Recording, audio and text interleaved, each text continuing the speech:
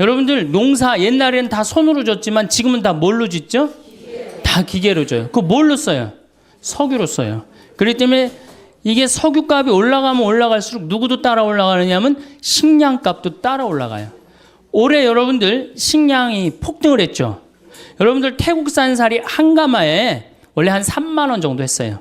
근데 올 봄에 얼마까지 올라가느냐? 7만 5천 원까지 올라갔어요. 불과 3개월 만에 배가 뛰었어요. 그러니까 이 쌀값, 밀값, 콩값 배로 뛰는 거는 시간 문제예요, 시간 문제. 그래서 우리가 의식주라고 그러잖아요. 입는 거, 먹는 거, 자는 거.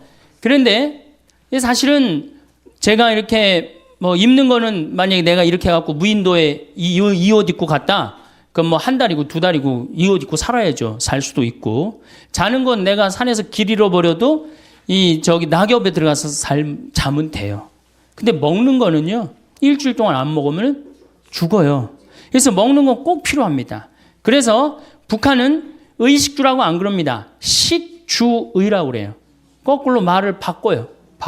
먹는 게 그만큼 중요해요. 그런데 지구에는 지금 30억 명이 하루에 1달러로 삽니다. 30억 명이 하루에 1달러. 여러분들은 하루에 1,000원 갖고 사세요? 안 사세요? 못 살죠? 여러분들은 10,000원, 20,000원 갖고 사실 거예요. 3만 원, 4만 원 갖고 살 거야. 그러니까 행복하다는 거예요. 우리가 참 감사하지 못하는 게 큰 병이에요. 얼마나 감사해요. 지금도 전부 다 녹차, 커피 막 다 먹잖아. 얼마나 감사해. 예? 이게 굶어 죽는 나라가, 여러분들 얼마 전에 IT라는 나라 그 굶어 죽는 거 보셨죠? IT라는 나라는 먹을 게 없어서 어떻게 해요? 흙을 개갖고 거기다 바다를 넣고 그걸 구워서 먹어요. 배가 너무 고프니까. 또 굶어 죽는 나라가 또 하나 있죠. 북한이에요. 북한은 우리가 이게 개방이 안 돼서 그렇지 올해 엄청나게 굶어 죽고 있어요. 북한은 95년, 96년, 2001년 그리고 2008년 올해 대기근을 맞이하고 있습니다. 이 북한은 지금 10만 명 정도가 지금 죽는다고 그래요. 지금 굶어서. 근데 얼마가 죽을 줄 몰라요. 왜 죽느냐?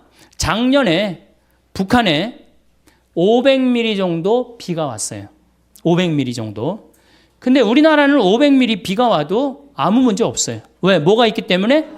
산이 있기 때문에. 그런데 500mm 비가 왔는데 북한은 1년에 필요한 게 600만 톤이에요. 이거 넉넉하게 먹지 못해. 600만 톤. 근데 작년에 비가 와서 얼마를 쓸고 내려갔느냐? 200만 톤을 쓸고 내려갔어요. 그러면은 200만 톤이면 몇 명이 먹을 게 없느냐면 600만 명이 먹을 게 없는 거예요.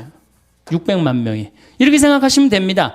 1톤에 3명이 먹는다고 생각하면 돼. 1톤에.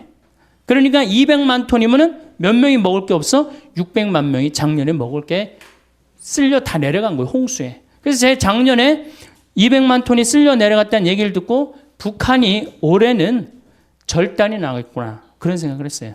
북한이 얼마나 급했으면은 원자력 이제 완전히 다 개방했잖아요. 미국한테 다 줬어요. 우리나라가 지금 지원을 해줘야 되는데 이번 정부는 북한이 먼저 우리가 지원하지 않겠다. 그 급한 거예요, 북한이. 그러니까 미국이 지원을 지금 50만 톤 해준다 그래. 그래도 150만 톤이 부족합니다. 북한을 먹여 살릴 수 있는 나라는 누구밖에 없어요? 우리나라밖에 없어요. 그리고 미국에서 지원해주면은 배로 오는데 시간이 얼마나 걸려? 한 달, 두 달 걸려. 다 굶어 죽어요. 지금이 보릿고기 아니에요. 제일 심한. 그러니까 우리가 판문점으로 바로 지원해주면 되는데 그거를 지금 북한도 못하고 우리나라도 못하고 참 안타깝죠. 세상에서 제일 불쌍한 게 뭔 거예요? 사람으로 태어나서 굶어 죽는 거예요. 굶어 죽는 거. 다른 거 아무것도 없어요. 굶어 죽는 거예요. 근데 지금 북한은 저렇게 굶어 죽고 있어요. 그럼 북한이 왜 굶어 죽느냐? 이게 우리 잘 알아야 돼요. 왜 굶어 죽느냐? 90년대 소련이 무너지면서 북한에 식량 원조를 해주지 않습니다. 김일성의 최대 업적은 뭐냐면 인민들 배 안 굶기는 거예요. 김일성의 최대 업적은. 근데 먹을 게 없으니까 다급해진 북한은 어떻게 하느냐면 산의 나무를 다 자릅니다. 산의 나무를 다 자르고 어떻게 하느냐? 거기다가 옥수수 심고 콩을 심어요. 식량난을 해결하려고. 근데 그게 이제 대재앙의 원인이 되는 거예요. 여러분들 로마가 굉장히 쟁쟁한 나라라는 거 잘 알고 계시잖아요. 왜 망했어요? 산의 나무를 다 잘라갖고 벌거숭이로 만들고 난 다음에 로마가 망합니다. 모든 나라는요, 산의 나무를 자르면 망합니다. 아프가니스탄, 세계가 없다고 그러잖아요. 산에 나무가 없고, 강에 물이 없고, 사람은 먹을 게 없고. 그러니까 산에 나무를 자르면 죽는 거예요. 그러니까 인간 문명은 나무로 시작해서 나무로 끝나요. 그만큼 나무가 중요합니다. 근데 우리나라는 6.25 전쟁 딱 끝나고 난 다음에 어떻게 완전히 벌거숭이 산이었어요. 일본으로 가면 어떻게 산이 완전히 울창했는데 우리나라만 오면은 비행기 타고 오면은 벌거숭이였다고 그랬어요. 그런데 이 벌거숭이 산을 우리는 30년 만에 다 한 거예요. 그럼 산에 나무가 없으면 무슨 일이 벌어지느냐? 자, 우리나라 여러분들 산에 가보면은 자, 산에 이렇게 갔어요. 그러면은 우리나라는 산이 울창하기 때문에 뭐가 막 덮어져 있어요? 산에? 그렇지. 낙엽이 막 쌓여져 있어요. 뭐 심한 데는 제가 얼마 전에 산 하나를 갔는데 길을 잃어버려갖고 허리까지 낙엽이 차더라고요. 그러니까 허리 대개 한 50cm 정도는 산에 낙엽이 있단 말이야. 산에 50cm 정도는. 그러고 난 다음에 나무가 있어요. 나무는 있고 그 다음에 뭐가 있어요? 뿌리가 있어요. 나무에는 나뭇잎이 있고. 그럼 우리나라는 200mm 산에서 하늘에서 빗님이 온다. 200mm가 빗님이 온다. 그러면은 제일 먼저 누가 빗물을 흡수를 합니까? 낙엽이. 여러분들 산에 가고 낙엽을 이렇게 들으면 어때요? 축축하죠? 그게 다 물을 먹고 있는 거예요. 그러니까 이게 푸석푸석하고 막 한 낙엽이 하늘에서 빗님이 오면 이게 다 먹는단 말이야. 그러니까 500mm 오는 거 아무 문제 없어요. 우리나라 500mm 와갖고 마을이 뜨거나 그런 일은 없어요. 참 좋은 거죠. 자, 이 낙엽이 다 물을 먹어. 그 다음에 누가 물 먹어요? 뿌리가 물을.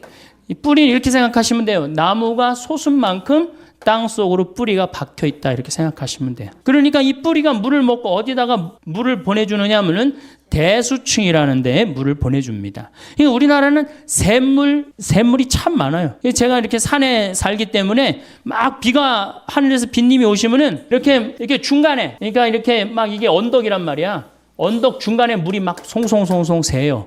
왜 그럴까요? 뿌리가 다 물을 해주기 때문에. 여러분들 옛날에 그 펌프, 그래서 생각나시죠? 마중물 부어갖고 이렇게 하면은 그게 10m밖에 안 판 거예요. 그러니까 여러분들 우리나라는 10m만 파면 뭐가 다 나와? 물이 다 나와요. 참 좋은 거죠. 그래갖고 펌프 해갖고 물을 쓸 수 있고 얼마나 좋아요. 자, 이게 이제 뿌리가 다 먹었어. 그럼 이제 누가 먹어? 그렇지. 낙엽이 다 먹어요. 여러분들 저 느티나무 저 보이시죠? 저거를 펼쳐놓으면 저 정도 나무면 굉장히 큰 나무인데 저거를 여름에 이제 완전히 잎이 넓어졌을 때 펼치면 학교 운동장을 다 덮어요. 저 나무 하나가. 저건 내가 보니까 더 덮을 것 같아요. 2,000평 정도 됩니다. 저거 잎을 펼쳐놓으면. 그러면은 낙엽을 찢으면 거기 물이 있어요, 없어요? 그렇게 여기에 물이 있고 낙엽에 물이 있고 대수층에 물이 있고 얼마나 물이 많아요. 그래서 여러분들 지난 30년 동안 우리나라가 가물어서 흉년이 들었다는 얘기 들었어요, 못 들었어요? 한 번도 못 들었죠? 근데 저 어렸을 때는 흉년이 들었다, 풍년이 들었다 그런 얘기 참 많이 들었어요. 근데 지금으로부터 30년 전에는 여러분들 한 번도 못 들으셨을 거예요. 그냥 태풍이 한두 번 왔을 때 그때 조금 바람에 뭐 이렇게 쓰러진 거 외에는 못 들었을 거예요. 그게 언제냐? 녹화 사업이 완전히 끝났을 때부터 우리나라는 흉년을 모르고 지내고 있어요. 굉장히 행복한 거죠. 그래서 저 산이 주는 경제적인 효과가 1년에 70조예요. 그러니까 700억 달러를 우리는 공짜로 받는 거예요. 산에서. 얼마나 기가 막혀요. 정말 감사하지 않아요? 그러니까 여러분들이 이제 산을 봐도 나무를 봐도 이제 산은 산이로 돼 옛날에 그 산이 아니어야 돼 이제는. 예. 저 산이 있기 때문에 누가 사는 거야? 우리가 넉넉하게 사는 근본적인 건 뭐냐면은 저 산림 녹화 때문이에요. 여러분들 서울 근교에 산이 7개가 있어요. 남산, 도봉산, 그 다음에 수락산, 북한산, 관악산, 청계산, 아차산, 불암산 이렇게 7개 산이 있어요. 세계의 수도 가운데요, 이렇게 산으로 둘러싸여 있는 수도가 거의 없어요. 얼마나 아름다운, 서울이 얼마나 아름다운지 사람들이 몰라요. 뭐 빌딩이 많긴 하지만은 오늘 또 어제 그제 빈님이 오셔갖고 얼마나 깨끗한지 오는데, 여기 제가 이 북한산하고 도봉산 이렇게 앞쪽으로 왔거든요. 너무너무 아름답더라고요. 이 기가 막힌, 정말 세계에서 이렇게 아름다운 데 없어요. 그 다음에 도시 한가운데 이렇게 큰 강이 흐르는 데가 어디 있어요? 로마 테베레 강이라고 있어요. 로마 한가운데 흐르는 강. 거짓말 조금 못해서 저 뒤에 수녀님 계신 데부터 요 정도밖에 안 흘러요. 강 넓이가. 세느강 아무리 넓다고 해도 요 2배밖에 안 돼요. 한강 2km예요. 서울 한가운데 2km가 넘는 강이 흐른다. 정말 기가 막힌 거예요. 그래서 강은 산은 산이로도 옛날에 그 산이 아니고 이제는 물은 물이로도 옛날에 그 물이 아닌 거예요. 여러분들 다 못 떠서 먹는 거예요? 물 떠서 먹는 거, 강물 떠서. 어쨌든 하여튼 산 때문에 우리나라는 풍요롭게 사는 거예요. 근데 북한은 산을 자릅니다. 나무를 잘라요. 산에 나무를 잘라요. 그러니까 북한은 무슨 일이 벌어지느냐 하면, 이게 산이면 완전히 민둥산이야. 하늘에서 빗님이 오면은 막 폭우가 올 때는 어떻게 돼? 그대로 낙엽이 있나 나무가 있나 뿌리가 있나? 어떻게? 400mm가 오면 400mm 다 어디로 가요? 다 강으로 들어가는 거예요. 빗물만 갑니까? 뭐를 끌고 내려가요? 흙을 끌고 내려가요.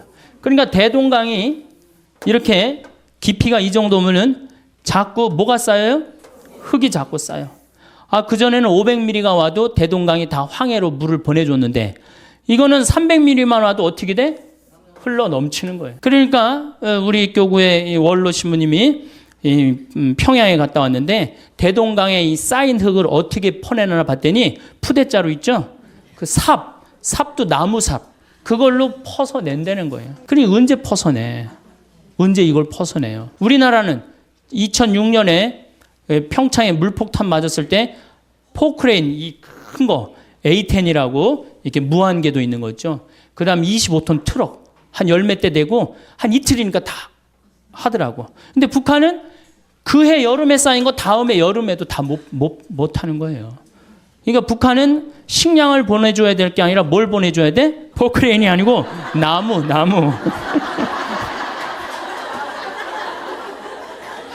포크레인을 보내주면 기름이 있어야지 포크레인을 쓰지. 기름도 없는데 어떻게 포크레인을 써요? 그래서 북한은 지금 95년, 6년도 이때 아이들이 지금 몇 살이에요? 그때 태어난 아이들이 13살, 14살이에요. 아주 자라질 못하는 거예요. 그래갖고 6, 7살처럼 보여요. 초등학교 5, 6학년 애들이 못 먹어갖고. 여러분들 북한 군인 키가 157cm, 평균 키가 157, 요만해. 못 먹어서. 정말로 북한은 정말로 고통의 땅이에요. 뭐 때문에? 산에 나무를 잘랐기 때문이에요. 근데 우리나라는 산에 나무가 너무 많은 거예요. 얼마나 행복한 나라예요. 자, 산에 나무 많죠? 애 착하죠? 물건 잘 만들죠? 그런데 문제는 우리나라가 식량 자급률이 27%밖에 안 됩니다. 식량 자급률이. 쌀을 제외하면요, 식량 자급률은요 5%밖에 안 돼요. 쌀은 우리나라가 100%예요. 쌀은 100%인데 다른 거는 다 수입합니다.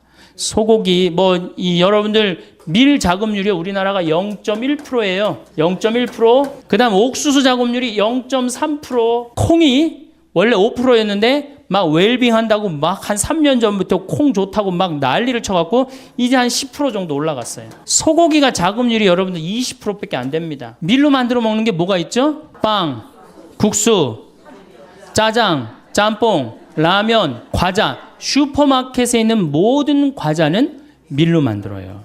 그런데 이게 99% 다 수입이에요.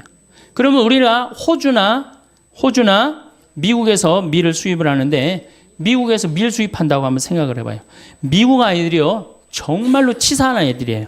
수출하는 거랑 자국민이 먹는 거랑 완전히 구분합니다. 그래서 수출하는 건 어떻게 밀에 농약을 엄청나게 뿌려요. 비행기로 뿌려요. 심하게는 비행사가 그 농약에 취해서 어떻게 기절해갖고 추락까지 해요. 그렇게 비행기로 뿌려요. 밀밭에다가 엄청나게 농약을 뿌려요. 농약 뿌리고 난 다음에 이제 보스턴항으로 밀을 다 모읍니다. 북동부가 밀 곡창 지역이거든요. 보스턴항으로 다 모아요. 보스턴항에서 우리나라로 밀을 수출해서 보내는데 어딜 지나냐면 적도를 지나와. 파나마, 운하. 적도가 온도가 몇 도 올라가요? 40도에서 50도 올라간단 말이야. 그럼 밀이 썩어요, 안 썩어요? 그러니까 뭘 뿌려요? 배에다가 방부제를 절거요. 방부제를 절구는 거예요. 농약 뿌리지, 방부제 절구지. 그래갖고 부산항에 도착을 했어. 도착을 했는데 껍데기를 깐다 그러죠. 이걸 유식한 말로 도종한다 그러는데 도종은 못 알아듣겠죠. 예, 껍데기를 까. 예, 껍데기를 까는데 이 까는데 밀 색깔이 거무튀틱한 색깔이죠. 근데 우리 밀가루는 어때요? 이게 또 비정상인 거예요. 표백제 집어넣는 거예요. 표백제. 그래갖고 빵집에 배달을 해갖고 빵을 구워내는데 무슨 빵가게에서 각 구워낸 빵이라고 그러는데 그런 빵은 하나도 없어요. 2년 만에 구워낸 빵밖에 없는 거예요. 각 구워낸 빵이 어디 있어요. 그래갖고 애들한테 라면 만들어 먹이고 빵 만들어 먹이고 짜장 만들어 먹이고 짬뽕 만들어 먹으니까 애들이 아토피가 생기고 천식이 생기고 각종 병에 시달리는 거예요. 아니 원료 자체가 상해 있는데 그 제주도로 전라도로 귀향한 분이 유명한 그 글을 썼어요. 저같이 이렇게 시골에 가서 사는 사람인데 화장실에 구데기 없애는 최고 좋은 방법은 뭐냐? 밀가루 딱 뿌리면 싹 없어진대요. 밀가루 뿌리면. 여러분들 밀가루에 바구미 생긴 거 보신 적 있어요, 없어요? 바구미 생기지 않아요. 아니 그게 무슨 밀가루예요. 화학 덩어리지. 옥수수 0.3%에 여러분들이 먹는 옥수수는 대부분이 뭐예요? 여러분이 1년에 한 번 옥수수 먹어요. 강원도 찐 옥수수. 그렇죠? 그 외에 옥수수 뭐 전분 만들고 사료 만들고 다 수입해. 더욱이 이번부터 유전자 조작이 들어오기 시작해. 유전자 조작이. 저는 그래서 횟집에 가갖고 옥수수 이렇게 돌판에 아니 그 무슨 옥수수 이렇게 대단하다고 돌판에 얹어 나와? 절대 안 먹습니다. 예, 강원도 사는 사람은 절대 안 먹습니다. 제가 한번 횟집에서 잠깐 그 회를 먹다가 식당 뒤쪽에 가봤어요. 깡통이 다 캘리포니아 산이에요. 거기에 이렇게 물에다 담아서 다 보내는 거예요. 그거 여러분들 내놓고 먹는 거예요. 이거 우리 게 없어요. 식탁이 우리 게 어디 있어요? 여러분들 된장, 간장, 콩 여기. 콩이 이제 10%인데 여러분들 시중에 유통되는 친환경적인 상표를 가지고 나온 거 원료를 한번 보세요. 다 호주산, 미국산이에요. 콩이. 네. 콩은 근데 여러분들 핵콩으로 메주를 만들고 핵콩으로 띄워야지 된장 맛이 제대로 나고 고추장 맛이 제대로 나는 거예요. 핵콩이 아니고 콩이 2년이 넘어가면요. 삶아도 불질 않아요. 삶아도. 저한테 많은 분들이 그런 얘기를 해요. 신부님 제가 청국장 띄워 먹는데 띄워서 먹는다고 요새 건강에 좋다고. 근데 청국장이 안 떠요. 이게 어떻게 된 거예요? 그거 국산이라고 샀는데 잘못 산 거죠. 그리고 핵콩이라고 샀는데 잘못 산 거죠. 이게 국산 콩을 삶으면 한 5배 정도 불어요. 5배 정도. 그래갖고 그걸 으깨면은 그 메주도 잘 되고 청국장도 잘 뜨는 건데 수입은요 삶아도 불질 않아요. 딱딱해진다는 얘기예요. 여기 나이 드신 분들 꽤 있으니까 많이 삶아보죠. 저는 1년에 뭐 한 100가마, 200가마 정도 콩을 삶는데 우리 동네 평창 콩은 또 약간 추운 지방에서 자라는 게 좋습니다. 그러니까 평창 이쪽 횡성 이쪽 콩이 참 좋은 거예요. 그걸로 삶아보면요, 이게 콩 삶아갖고 먹으면요, 정말로 달아요. 그렇게 좋아요. 근데 우리 거 다 포기하고 다 수입해서 먹는 거예요. 다 수입해서. 그러니까 우리 농산물을 사는 게 우리 지금 서울교구에도 우리 농촌 살리기 운동 본부 해갖고 명동에도 그 매장이 있고 본당마다 매장 있죠? 그거 사는 게 여러분들 독립운동 하는 거예요. 독립운동. 이제 우리가 우리 거를 포기하잖아요. 이제 석유도 없어. 먹을 것도 없어. 이 두 가지가 가장 중요한 건데 우리가 식량 주권을 포기하면 어떻게 돼요? 이번에 여러분 소고기 개방하면서 자존심 무지 상하지 않아요? 저는 자존심이 상해요. 아니 뭐 이제 내장, 뼈 이런 거 다 자기네들 안 먹는 거 꼬리 이런 걸 다 우리한테 보낸다는 거야. 자존심이 상해. 이게 주권의 문제, 주권의 문제. 그래서 뭐 사 먹고 안 사 먹고의 문제가 아니고 이건 주권의 문제예요. 그래서 우리 농산물을 우리가 사는 거 이게 주부들이 할 일이야. 근데 싸다고 어떻게 해? 전부 다 수입으로 우리 농산물이 조금 비싸다. 비싸게 뭐가 비싸? 여러분들 1년에 쌀 몇 가마 먹어요? 3가마면 반반 먹는 집 중에 하나인데. 제가 이렇게 물어보면요. 한 가마에서 한 가마 반 정도 먹어. 80kg. 네. 2가마 먹는 집도 있고. 그럼 여러분들 2가마라고 칩시다. 그럼 쌀 한 가마에 15만 원 정도 하죠? 그러면은 2가마면 30만 원이에요. 그런데 유기농 쌀은 24만 원이에요. 자, 1년 내내 제일 중요한 밥을 먹는데 유기농 쌀 24만 원 그게 아까워서 그 유기농 쌀을 안 사고 3만 원, 4만 원짜리 하는 이 수입 쌀을 먹는다. 이게 머리가 없는 거죠. 생각이 없는 거죠. 1년에 한두 가마인데. 그리고 그걸 유기농을 우리가 먹으면은 우리 땅도 보존되고 농민도 살고 국민도 살고 얼마나 좋아. 그런데 애들 학원비는 30만 원, 40만 원 퍽퍽퍽 쓸데없는 거 정말로 쓸데없는 거 그걸 하면서 가장 중요한 먹는 거는 이게 15만 원, 24만 원 아깝다고 그것도 5만 원, 6만 원은 수입을 먹는다. 이 문제가 많죠. 문제가 많아요. 그러니까 누가 의식이 깨야 돼? 주부들 의식이 깨야 된다. 주부들 의식이. 그래서 제가 3년 전에 된장을 담그려고 우리 콩을 사러 다니는데 영월, 정삼, 평창 다 다니는데 50가마를 못 샀어요. 그만큼 우리 콩이 없는 거예요. 다 수입이에요. 다. 그러니까 여러분들이 우리 거라고 알고 먹는 것들도 우리 게 아닌 게 많아요. 특별히 고기, 소고기 20%야. 우리 평창에 이제 갈비집이 하나 있어요. 그래서 내가 저녁 7시, 8시 가면은요, 뭐라 그래? 신부님 다 떨어졌다는 거예요. 갈비집에 갈비가 다 떨어지고. 우리는 경매를 받는데요. 평창 한우를. 그래갖고 떨어지는 날이 있는 거야.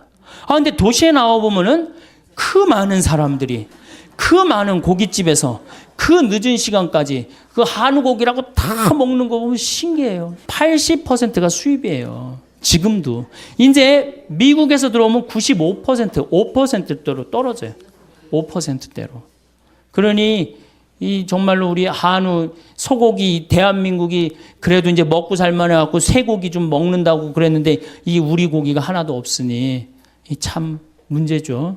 그러니까 싸다고 들여온다. 이것도 좀 우리가 생각해 봐야 될 것 같아요. 얼마 전에 대통령께서 그런 말을 했어요. 우리나라도 일본처럼 1억짜리 소를 이제 생산해냈다고. 참 가슴 아픈 얘기예요. 왜냐하면 여러분들 1억짜리 소고기 먹으려면 얼마 들고 나가야지 4인 가족이 먹어요? 150만 원 들고 나가야지 먹어요. 여러분들 그럴 수 있어요, 없어요? 먹지 말라는 얘기지. 1억짜리 고기는. 아니면 광우병 위험이 있는 고기를 먹든지. 제일 좋은 건 뭐야? 우리 한우를 살리는 거예요. 아니, 한우뿐만 아니라 모든 걸 우리 거를 살리는 거예요. 여러분 이스라엘은 식량 자급률이 100%입니다. 이스라엘 가보면요 다 사막이에요. 근데 요르단강에만 거의 식량을 농사를 져요. 그런데도 그 열악한 나라가 식량 자급률이 100%예요. 기부출을 형성해 갖고 2000년 동안 떠돌아다니면서 절대적으로 느낀 게 뭐예요? 먹는 거예요, 먹는 거. 그래서 이스라엘 사람들은 컴퓨터 만드는 것보다도 더 중요한 걸 뭐라고 생각해? 식량으로 생각해. 전쟁이 일어나면 컴퓨터 깨물어 먹을 수 있어요, 없어요? 먹을 수 없죠? 식량이 제일 중요한 거예요. 그래서 이스라엘 사람들은 평지에 아파트를 안 짓습니다. 평지에. 그래갖고 사람들이 물어봐. 왜 당신들은 평지에 아파트 안 짓고 다 언덕에 짓느냐? 저 평지는 우리 식량 나올 거의 터전이다. 근데 우리나라는 어떻게 돼요? 평지만 보면 아파트를 짓는 거예요. 정말로. 평지. 그러니까 식량에 대한 정책의 개념이 없는 거죠. 우리가 사다 먹으면 된다고요? 여러분들 우리나라가 IMF 터졌을 때 제가 본당 신부할 때 돼지 농사 짓는 사람들 다 망했어요. 왜? 사료가 폭등하잖아요. 다 수입하기 때문에. 그러니까 식량은 외부의 영향을 너무너무 많이 받아요. 올해도 마찬가지. 올해도 33개 나라가 먹을 게 없는 거야. 필리핀이 우리나라처럼 식량을 포기합니다. 올해 필리핀 먹을 걸 50만 톤을 못 샀다는 거예요. 그럼 150만 명이 먹을 게 없는 거예요. 얼마나 불행해요. 우리나라도 만약에 이제 쌀값이 지금 15만 원, 뭐 7만 원, 8만 원 하던 게 쌀값이 석유값처럼 30만 원, 40만 원, 우리는 굶어 죽는 사람 없을 것 같아요? 굶어 죽는 사람 많습니다. 자, 식량 문제는 왜 우리가 위험하냐? 우선 첫 번째로 지구 온난화 때문에 식량 문제는 위험해요. 지금 세계를 먹여 살리는 나라가 캐나다하고 호주예요. 호주. 호주가 식량 수출을 제일 많이 합니다. 근데 5년 동안 가물었어요. 지구온난화 때문에. 그래갖고 호주가 식량을 생산하지 못하는 바람에 어떻게 됐어요? 세계가 지금 고통을 앓고 있는 거예요.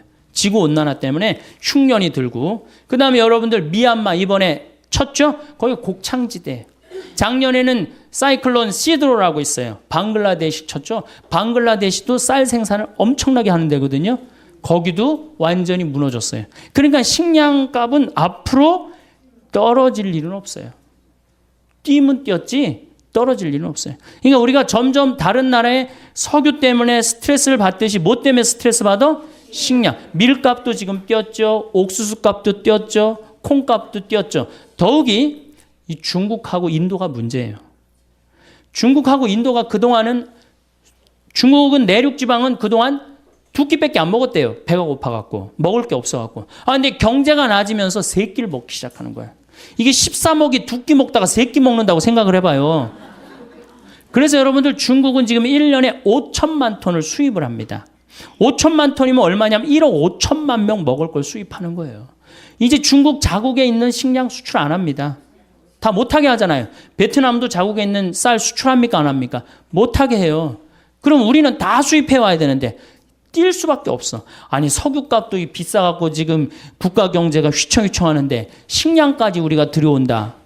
이게 문제가 많은 거예요. 자, 지구온난화. 이 참 문제죠. 우리가 만들어낸 거 인간이. 그 다음에 이 지구온난화로 뭐가 이제 문제냐. 이거는 2004년 미국 국방보고서 얘기예요. 이 농사는 강에 의지해서 짓잖아요. 그렇죠? 물에 의지해서. 물론 하늘에서 빗님이 제때제때 내려주면 딱 좋으시겠는데 내륙 지방은 빗님을 안 내려주시고 해안 지방은 빗님을 너무 내려주시는 거예요. 지금 추세가 계속 그런 추세예요. 그러니까 해안 지방도 힘들고 내륙 지방도 동시에 다 같이 힘들어요. 그러니까 지구가 먹는 것 때문에 고통스러운 거예요. 지금 지구가 가장 고통스러운 나라는 북한이고. 근데 이게 이제 자기네 나라를 개방하면 정말 북한의 고통스러운 거 우리가 볼 수 있을 거예요. 어쨌든 강물에 의지해서 사는데 이 강물의 근원은 우리나라는 산인데 유럽은 알프스 만년설에 의지해서 삽니다. 알프스가요. 북쪽으로는 라인강이 흘러요. 스위스, 독일, 프랑스, 네덜란드를 흘러요. 이 네 나라를 먹여 살려요. 동쪽으로는 다뉴브강이라는 게 흘러요. 17개 나라를 먹여 살려요. 헝가리, 여러분들 체코 이런 나라 다 다뉴브강 흘러요. 남쪽으로는 포강이라고 흘러요. 이탈리아를 먹여 살려요. 그러니까 알프스가 유럽을 먹여 살리는 거예요. 농사로. 그런데 이게 노가 없어지는 거, 뜨거워지니까. 근데 2020년이면 다 노가 없어진다는 거예요. 2020년이면. 그 2020년 지나고 나면 얘네들은 유럽 산 없어요. 그 독일의 그 흑림 빼고는 거의 산 없어요. 다 깎아버렸어요. 토지 대개혁을 해갖고. 그래갖고 산이 없어요. 산에 나무가 없어요. 유럽은. 근데 알프스가 딱 녹아버리면 어떻게 돼요? 이거 먹을 게 없으면 이동하게 돼 있습니다. 탈출하게 돼 있어요. 자, 히말라야, 인도, 파키스탄, 네팔, 티베트가 매달려 살아. 겐지스강, 인도를 흘러요. 거의 10억 명을 먹여 살려요. 근데 여기도 작년에도 막 그 히말라야 만년설이 녹아갖고 홍수가 일어난다고 그랬잖아요. 왜 홍수가 일어나요? 산이 이렇게 있어. 그러면 이런 데는 호수가 있는 거야. 근데 막 녹아내리니까 이게 어떻게 돼요? 넘치면서 홍수가 되는 거예요. 그래서 수십 명씩, 수백 명씩 죽잖아요. 그러니까 막 녹아내리는 거예요. 이것도 2020년이면 다 녹아 없어진다는 거예요. 킬리만자로. 아프리카는 킬리만자로가 있어요. 근데 아프리카는 제가 작년에 킬리만자로에 갔다 왔는데 다 녹아 없어졌어요. 이제 만년설이라고 할 수가 없어요. 끄트머리 조금 남아있어요. 산이 이렇게 있으면 요렇게 남아있어요. 요렇게. 제 책 그 어디로 가야 하나라는 그 환경 에세이 거기에 제가 찍은 사진을 킬리만자로 찍은 사진을 했는데 요만큼 남아있어요.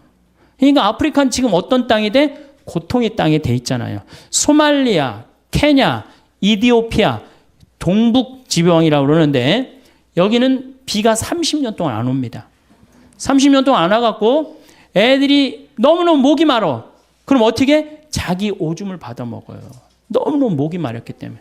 지금 우리가 이 너무 좋은 여건에서 살아갖고 지구가 얼마나 병들고 힘들어하는지 우리는 잘 모르는데 조금만 여기저기 돌아다녀 보면요. 얼마나 지구는 지금 이게 거의 정말 생명체가 완전히 망가지고 있는 거예요. 우리는 다행히 대한민국에 살아갖고 그것도 나무 만년설에 의지 안 하고 어디 의지하고 살아? 나무에 사는데 나무가 어떻게? 울창하단 말이야. 정말로 감사한 거죠. 정말로 살기 좋은 나라. 여러분들 감사해야 돼요. 대한민국에 사는 거. 감사하세요? 네. 자, 그 다음에 중국은 텐산 산맥이라고 있어요. 텐산. 거기에 3억 명이 매달려 살아요. 그 다음 이 미국, 캐나다는 로키 산맥이 있어요. 남미는 안데스 산맥이 있어요. 근데 이게 2020년이면 지구가 뜨거워져서 다 녹아 없어진다는 거예요. 2020년이면 다 녹아 없어지면 이때 핵전쟁이 일어난다는 거예요. 이게 2004년 미국 국방보고서 내용이에요. 아니 환경 난민들이 생기면은 아니 우리나라로 막 밀고 올 거 아니야. 산 많은 그 우리나라 어떻게 다 그냥 당해요? 그러니까 일본, 대만, 우리나라 이런 나라들은 핵을 쓴다는 거예요. 그게 참 무서운 얘기. 제 얘기가 아니라 미국 국방보고서 얘기예요. 그만큼 2020년 몇 년 남은 거예요? 12년 남은 거예요. 땅 살라고 그러지 말고 아파트 더 넓은 거 살라고 그러지 말고 막 그렇게 힘들게 살지 마세요. 그냥 어떻게? 지금 있는 집에서 애 학원 보내지 말고 지금 있는 집에서 행복하게 사는 게 제일 좋은 거예요. 그리고 집에 쌀 한 가마 꼭 비치해 두고 제가 요즘 돌아다니면서 하는 얘기가 뭐예요? 집에 쌀 한 가마 꼭 해둬라. 왜냐하면 이게 미얀마나 이번에 이 뭐 수촨성인가 뭐 여기 모든 질서가 한 번에 무너집니다. 유통 질서 다 무너져요. 얼마나 고통스러워요. 우리나라가 만약에 슈퍼 태풍이 왔다. 슈퍼 태풍이 왔고 서해안으로 재수없이 밀고 들어왔고 서울을 쳤다. 그러면 여러분들 유통 질서 무너지면은 얼마나 먹을 게 남아 있을 것 같아요? 여러분들 막 유통 질서가 무너졌어. 그럼 집에 여러분들 얼마나 먹을 거 있을 것 같아? 며칠? 한 달이나 하는 집이 있어요? 조사를 해보니까 2주 이상 넘기는 집이 없어요. 2주 이상. 그러니까 쌀 한 가마씩 오늘 집에 갖고 한 가마씩 다 사다가 놔둬요. 그리고 고추장, 된장 이렇게 좀 사놓고 그래갖고 갑자기 유통 질서 무너졌을 때 어떻게?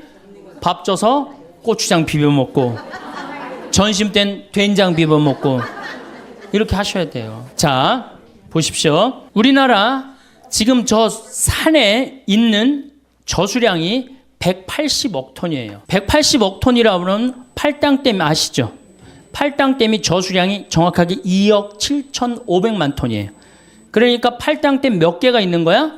60개가 우리는 어디에 있어요? 산에 있는 거예요. 2020년에 가장 경쟁력이 있는 나라는 어느 나라? 대한민국이에요. 에너지만 좀 절약하고 식량만 우리가 확보되면요, 우리나라 정말로 살기 좋은 나라예요. 국민들 성실하고 물건 잘 만들고 애들 착하고 얼마나 좋아요. 자, 두 번째 식량 위기의 두 번째 이유 중에 하나는 뭐냐면 경제 개발이에요. 이게 세계가 경제 개발을 하면은 참 좋아야 되는데 이게 경제 개발을 하는 바람에 인도나 중국이 농업을 포기하고 공업으로 돌아간단 말이에요. 그러니까 자꾸 식량이 줄어드는 거예요. 하여튼 인도하고 중국 제일 머리 아픈 나라예요. 근데 인도 같은 경우는 뉴델리가 있고 올델리가 있는데요. 우리가 인도 하면은 우리나라 사람들이 중국 굉장히 한동안 무시했죠. 못 사는 나라라고. 근데 지금 무섭게 지금 하고 지난번에 성화할 때 데모하는 거 봐요. 다른 나라에서. 그런데 더 무서운 나라는 인도예요. 인도는요, 영어를 써요. 그리고 인도가요, 학구열이 우리나라보다 더 높습니다. 예. 그리고 이 뉴델리 가보면은요, 우리나라 테헤란보다 훨씬 더 나요. 그러니까 인도가 이게 또 우리나라는 지금 인도한테 벌써 밀렸어요. 경제 규모에서 벌써 밀렸어요. 그래서 우리나라가 13위로 밀려났어요. 인도 때문에. 인도 무서운 나라예요. 근데 얘네들이 안 먹다가 막 먹기 시작하는 거예요. 그러니 이게 경제 개발 때문에 이게 식량의 위기가 온단 말이에요. 세 번째, 석유값 폭등 때문입니다. 석유값이 폭등하니까 바이오 에너지를 써요. 바이오 에너지. 옥수수에서 기름을 추출해갖고, 콩에서 기름을 추출해갖고 쓰니까 옥수수값하고 콩값이 뛰어야 안 뛰어요? 엄청나게 뛰는 거죠. 그러니까 한번 생각해 보세요. 지구온난화를 우리가 거부할 수 있는 것도 아니고 경제개발을 거부할 수 있는 것도 아니에요. 그렇다고 석유값이 떨어질 리도 없어요. 물론 떨어지겠죠. 한 번은 떨어질 거예요. 뭐 이렇게 피크를 찍었다가 그게 200달러면 안 되고, 제 바람은 한 131달러에서 딱 찍고 떨어지면은 우리나라가 괜찮은데, 만약에 150달러까지 올라가면은 이거 정말로 보통 신경 써야 되는 거 아닙니다. 그 다음에 네 번째, 인구가 너무 많아. 지금 인구가 69억 명이에요. 69억 명. 아니, 지구는 예수님 태어났을 때 몇 명이에요? 2억 5천만 명에서 지구 전체. 예수님 태어났을 때 5억 명 되는데 1650년에 5억 명이 됐어요. 그 다음에 10억 명이 되는데 1850년에 10억 명이 됩니다. 20억 명이 되는데 1950년에 20억 명이 돼요. 그런데 40억 명이 되는 데는 1980년에 40억 명이 돼요. 30년 만에 배가 되는 거예요. 그러니까 이게 엄청나게 인구가 많은 거예요. 인구는 늘어나는데 지구는 늘어나요, 안 늘어나요? 안 늘어나죠? 그 다음에 여러분들, 올해 쌀값 뛰기로 다 약속이 돼 있었어요. 왜 쌀값이 뛰기로 약속이 돼 있었느냐면 2007년을 정점으로 해서 곡물 생산이 떨어집니다. 2010년에 가서는 쌀 생산이 얼마나 줄어드느냐? 무려 1억 500만 톤이 줄어들어요. 그럼 아까 제가 말씀드렸죠. 1억 500만 톤이면 3억 명이 먹을 게 없는 거예요. 2010년에 가면. 그러니까 2007년까지는 쌀이 남아 돌았었어요. 사실은. 근데 2008년부터 쌀이 줄어들기 시작하는 거예요. 그럼 2010년에 가면 3억 톤이 모자란다면은 앞으로 우리 쌀값이 뛸 것 같아요, 안 뛸 것 같아요? 근데 우리가 FTA 미국이랑 체결해갖고 시장을 열면은 어떻게 돼요? 안 되는 거예요. 이 식량은요, 이거는 주권이라고 해요, 주권. 그래서 우리 농산물을 사 먹는 거는 뭐 하는 거야? 독립운동하는 거예요. 자, 여러분들 이제는 우리 농산물을 이렇게 그냥 사 먹는 게 아니고 내가 독립운동을 해야지. 내가 독립투사다. 그리고 우리 농산물을 사 먹어야 돼. 조금 비싸더라도. 아, 이제 먹고 살기 힘든데 그 애들 학원만 안 보내면 다 됩니다. 네. 우리나라 애들 학원으로 내보내는 돈 너무너무 많아요. 네. 네. 학원으로만 안 내보내면 그 돈 비싼 거 사 먹으면 우리 농촌 정말로 살기 좋고 여러분들도 살기 좋은 나라 만들 수 있어요. 2020년에 갖고 경쟁력이 가장 강한 나라는 전 대한민국이라고 생각해. 대한민국. 왜? 산에 나무가 많기 때문에. 이게 현신규 박사라고 유명한 분이에요. 여러분들 처음 들어보죠? 이분이요, 장영실 뭐 옛날에 우리 역사 전체 10대 과학자 중에 한 분이에요. 이분이 산에 나무를 이렇게 심은 거예요. 아주 투신을 해갖고. 그러니까 우리나라는 곳곳에 아주 훌륭한 분들이 많아요. 이 유명한 일화가 있잖아요. 이스라엘에서 우리나라가 산림 녹화하려고 이스라엘 사람들을 불러서, 이스라엘도 우리나라처럼 산림 녹화를 굉장히 열심히 하는 나라예요. 1500년 동안 아랍 국가가 이스라엘의 나무를 다 자릅니다. 근데 48년에 독립을 하고 산의 나무를 엄청나게 심고 있어요, 지금. 한국에 와봐갖고 이 나라를 왜 날 불렀느냐, 이렇게 여건이 좋은 나라를. 우리나라가 지난 30년 동안 완전히 녹화가 끝나고 지금부터는 이제 경제림을 심을 수가 있어요. 처음에는 어떻게? 막 심어야 돼요. 처음부터 경제림이 자랍니까? 흙이 건강하지 않은데. 지금은 30년 동안 썩어갖고 그 휴무스 휴믹이라고 그래. 부엽토라고 그러죠. 그게 있어갖고 이제는 경제림을 심어도 이제는 승산이 있다는 거예요. 그리고 제가 이렇게 산에 관심이 많아서 해가 가면 갈수록 나무는 커져요. 그렇죠? 얼마나 좋아. 해가 가면 갈수록 나무가 커지니까. 그러니까 2020년에는 제일 경쟁력 있는 나라. 이 만년설이 다 녹아갖고 다른 애들 농사 못 져도 우리나라는 산에 180억 톤.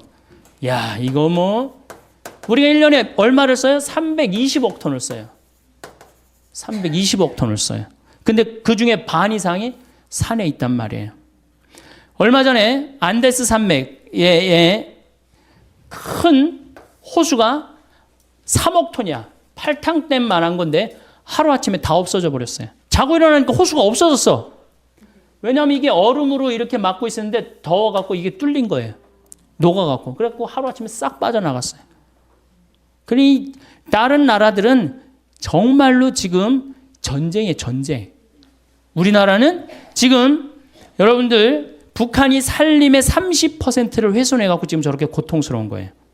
그런데 아마존도 지금 30%가 훼손이 됐어요.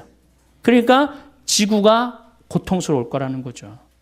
자, 이제 2시간에 걸쳐서 제가 아주 중요한 얘기를 했습니다. 우리나라는 석유 에너지가 없는 나라예요. 그렇기 때문에 우리는 뭐 해야 돼? 절약해야 돼요. 절약해야 돼. 에너지 절약해야 돼. 지금 사당동 깜깜해야 돼요. 명동 밤에 깜깜해야 돼. 네. 다 뭐해? 그 시간에 다 집에 들어가갖고 가족이랑 대화하고 텔레비도 안 보고 이야기하고 책 읽고. 자, 에너지 문제 있다고 그랬죠. 그 다음에 식량 에너지가 우리가 27%밖에 자급률이 안 돼요. 이거 50%까지 올려야 됩니다. 그러면은 우리나라 노력도 잘하고 국민들 똑똑하고 산에 나무 많고 정말로 살기 좋은 나라 돼요. 근데 국민들이 다른 데 너무 엉뚱한 데 신경을 쓰고 있어. 땅값, 애 학원, 뭐 이게 뭐 소 뭐 이런 거 신경 쓰지 말고 제일 신경 써야 되는 건 석유와 식량이에요. 석유는 우리가 절약하는 수밖에 없고 식량은 자급률을 높이는 수밖에 없어요. 음식 쓰레기 1년에 17조 날리지 말고 정말로 그렇게 해서 여러분들 드신다면은 참 대한민국 좋은 나라고 아름다운 나라고 행복한 나라 되지 않을까 싶습니다. 따스한 햇살이 창가에 머무는 오후입니다. 고요히 흐르는 시간 속에서 우리는 문득 삶의 작은 순간들을 돌아보게 됩니다. 매일 마주하는 밥상 위 하얀 쌀밥 한 그릇에서 피어오르는 김을 보신 적이 있습니까? 그 따뜻한 온기 속에는 참으로 많은 이야기가 담겨 있습니다. 우리가 무심코 지나쳤을지 모를 세상의 크고 작은 이치들이 그 안에 숨 쉬고 있습니다. 세상 물가가 참 많이 올랐습니다. 장을 보러 가면 킁킁 망설이게 되는 순간들이 있습니다. 기름값이 오르면 저 멀리 바다 건너에서 오는 물건들만 비싸지는 것이 아닙니다. 신기하게도 우리 동네 시장의 채소값도 두부 한 모의 가격도 덩달아 오릅니다. 보이지 않는 끈이 세상을 모두 묶고 있기 때문입니다. 지구 반대편 사막에서 피어오른 검은 연기가 우리 집 가계부에도 영향을 미칩니다. 농부가 밭을 가는 기계도 기름으로 움직입니다. 비료를 만드는 공장도 기름을 떼야 돌아갑니다. 그러니 기름값이 오르면 밥상에 오르는 모든 것들의 가격이 조용히 하지만 반드시 오르게 됩니다. 우리는 참 편리한 세상에 살고 있습니다. 손가락 하나로 세상의 온갖 물건을 주문하고 며칠이면 문 앞에 도착합니다. 먹거리도 마찬가지입니다. 세상의 모든 음식이 우리 식탁 위에 오를 수 있습니다. 하지만 이 편리함 속에서 우리가 잠시 잊고 있는 것이 있습니다. 그것은 바로 우리 거제의 소중함입니다. 지금 우리나라의 식량 자급률이 얼마나 되는지 아십니까? 쌀을 빼고 나면 우리가 먹는 것들의 대부분은 사실 아주 먼 길을 여행해 온 손님들입니다.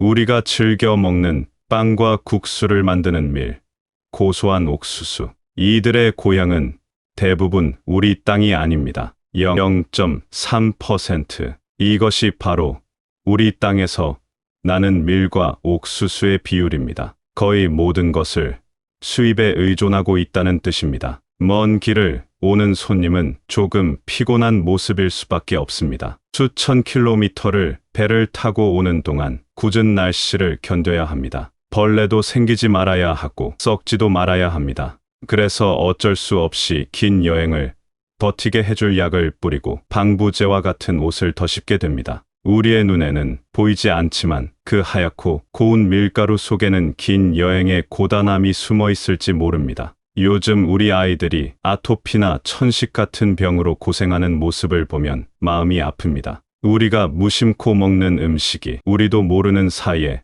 몸에 작은 상처들을 내고 있는 것은 아닌지 한 번쯤 돌아볼 필요가 있습니다. 이것이 식량 주권이라는 조금은 어렵게 들리는 말의 진짜 의미입니다. 내 나라에서 난 건강한 먹거리를 우리 손으로 직접 고를 수 있는 권리. 그것은 단순히 음식을 먹는 문제를 넘어 우리와 우리 후손들의 건강, 그리고 나라의 자존심과 연결되는 중요한 문제입니다. 돈이 있어도 다른 나라가 팔지 않으면 우리는 굶주릴 수밖에 없습니다. 지구온난화로 세상 곳곳에서 가뭄과 홍수가 일어나고 큰 나라들이 자기 나라 먹을 것을 챙기느라 바빠지면 우리는 돈을 주고도 식량을 사올 수 없는 날이 올 수도 있습니다. 하지만 너무 걱정만 할 필요는 없습니다. 우리에게는 아주 위대한 이야기가 있기 때문입니다. 바로 이 땅의 산에 관한 이야기입니다. 불과 몇십 년 전 이 땅은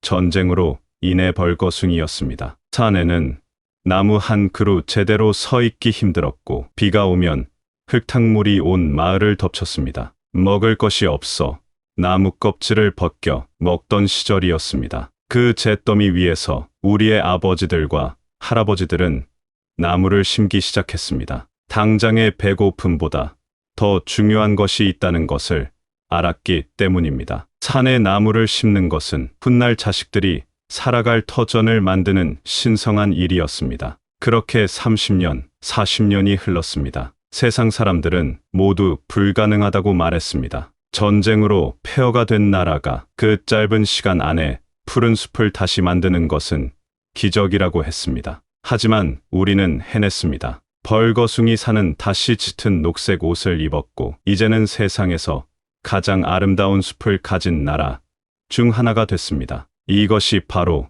우리에게 주어진 가장 큰 자산입니다. 숲이 우리에게 주는 선물이 무엇인지 아십니까? 그저 맑은 공기와 아름다운 풍경만이 아닙니다. 산에 나무가 빽빽하게 들어서면 그 땅은 거대한 스펀지처럼 변합니다. 비가 쏟아져도 나무잎과 두껍게 쌓인 낙엽층이 빗물을 전부 머금습니다. 그리고 그 물을 천천히, 아주 천천히 땅속으로 흘려보냅니다. 그 물은 지하수가 되어 우리 땅을 촉촉하게 적시고 1년 내내 마르지 않는 강물을 만듭니다. 그래서 우리는 큰 가뭄에도 농사를 지을 수 있고 깨끗한 물을 마실 수 있는 것입니다. 산이 없었다면 우리는 매년 홍수와 가뭄으로 고통받았을 것입니다. 우리나라의 숲이 매년 우리에게 주는 경제적인 혜택이 70조 원이 넘는다고 합니다. 눈에 보이지 않지만 우리는 매일 산의 덕을 보며 살아가고 있는 셈입니다. 도심 한가운데 큰 강이 흐르고 조금만 나가면 푸른 산이 반겨주는 곳.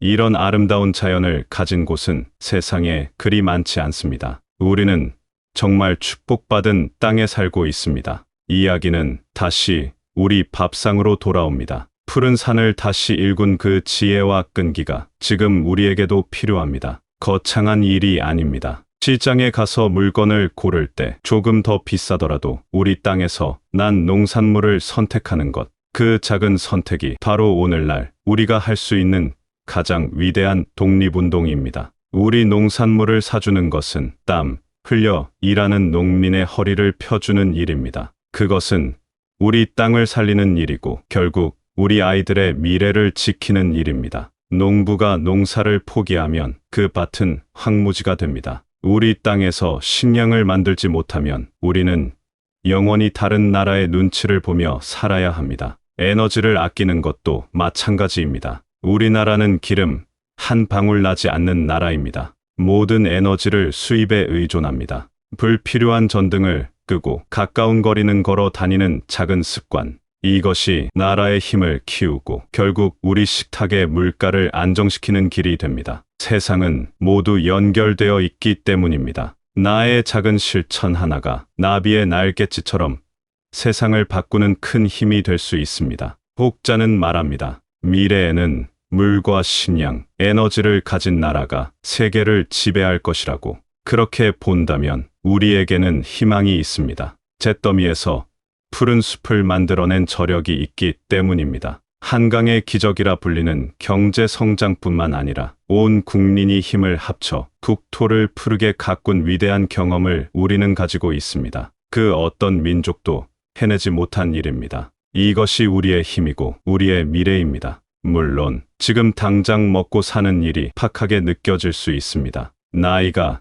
들어감에 따라 몸은 예전 같지 않고 마음 한구석이 허전할 때도 있을 것입니다. 세상은 너무 빨리 변하고 나는 뒤처지는 것 같은 불안함이 들 때도 있습니다. 하지만 한번 생각해 보십시오. 우리가 살아온 세월 속에는 이 모든 변화를 이겨낸 지혜가 담겨 있습니다. 없던 시절을 견뎌냈고 험한 세월을 건너왔습니다. 그 과정에서 우리는 이미 삶의 중요한 진리들을 몸으로 깨달았습니다. 진정한 행복은 더 많이 가지는 것에 있지 않다는 것을 우리는 알고 있습니다. 소박한 밥상이라도 사랑하는 사람과 마주 앉아 나누는 것이 진짜 행복입니다. 빠른 것만이 좋은 것이 아니라는 것도 압니다. 조금 느리게 걸으며 길가의 꽃을 바라볼 때 우리는 삶의 여유와 아름다움을 느낍니다. 우리 땅에서 난 제철 음식이 보약보다 좋다는 것도 경험으로 알고 있습니다. 세상이 아무리 흔들려도 굳건히 뿌리내린 나무처럼 우리 삶의 중심을 지키는 것이 중요합니다. 그 중심은 바로 자연과 더불어 살아가려는 마음, 그리고 작은 것에 감사하는 마음입니다. 우리 농부가 키운 오이 한 개에서 햇살의 따스함을 느끼고 쌀 한 톨에서 농부의 땀방울을 볼 수 있는 마음, 그 마음이 있다면 우리의 삶은 언제나 풍요로울 수 있습니다. 오늘 저녁 밥상에 앉거든 가만히 주위를 둘러보십시오. 이 음식이 어디서 왔을까? 어떤 손길을 거쳐 여기까지 왔을까? 그 생각의 끝에는 땀 흘리는 농부가 있고 비바람을 막아준 푸른 산이 있고 이 모든 것을 가능하게 한 우리 모두의 노력이 있습니다. 우리는 혼자가 아닙니다. 보이지 않는 수많은 연결 속에서 서로에게 기대어 살아가고 있습니다. 살아가는 것이 때로 외롭고 힘겹게 느껴질 때 창밖의 나무를 한번 바라보십시오. 겨울의 모진 바람을 견뎌내고 봄이 되면 어김없이 새싹을 틔우는 그 생명력, 그 힘이 우리 안에도 있습니다. 어려운 시절을 이겨내고 오늘의 대한민국을 만든 바로 그 힘입니다. 그러니 괜찮습니다. 지금까지 아주 잘 살아오셨습니다. 당신이 걸어온 모든 길이 이 땅을 더욱 단단하고 풍요롭게 만들었습니다. 그 자체로 당신의 삶은 위대하고 아름답습니다. 그 자부심을 가지고 오늘 하루도 평온하게 보내시기를 바랍니다. 고요한 저녁, 따뜻한 밥 한 그릇이 주는 위로와 함께 편안한 밤을 맞이하시길 진심으로 기원합니다.